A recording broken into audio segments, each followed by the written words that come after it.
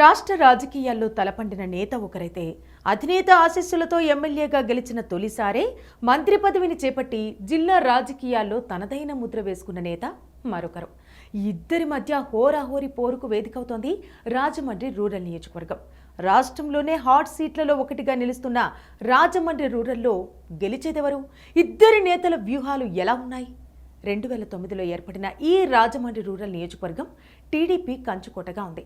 ఆ ఎన్నికల్లో చందన రమేష్ గెలుపొందగా 2014, 2019 ఎన్నికల్లో అదే పార్టీ నుంచి గోరంట్ల బుచ్చయ్య చౌదరి గెలుపొందారు. కమ్మ సామాజిక వర్గానికి చెందిన బుచ్చయ్యపైకి బీసీ సామాజిక వర్గానికి చెందిన మంత్రి వేణుని దింపారు జగన్మోహన్ రెడ్డి. అందుకిక్కడ ప్రధానంగా 2 కారణాలున్నాయని చెబుతారు. వాస్తవానికి ఇక్కడ కమ్మ సామాజిక వర్గ ప్రభావం ఎక్కువే అయినప్పటికీ అంతకంటే కాపులు, బీసీల ఆధిపత్యం ఎక్కువగా ఉంటుంది.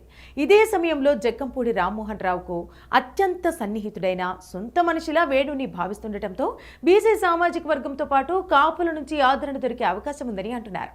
బీసీ సంక్షేమ శాఖ మంత్రి వేణుని రాజమండ్రి రూరల్ నుంచి పోటీకి దింపితే విజయం సాధించే అవకాశం ఉందని లెక్కలు వేస్తోంది వైసీపీ.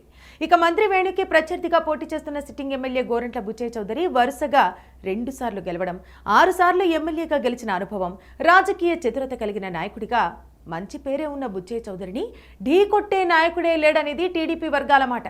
పైగా రాష్ట్ర రాజకీయాల్లో వైసీపీపై ఉన్న వ్యతిరేకత కలిసి వచ్చే అవకాశమూ లేకపోలేదు.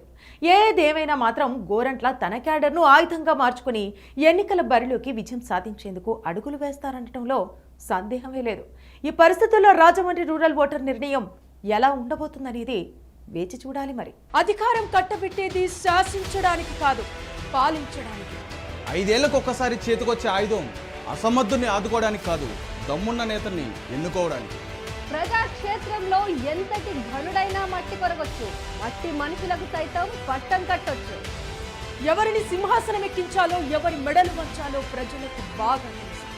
ఇప్పుడు సమయం ఆసన్నమైంది.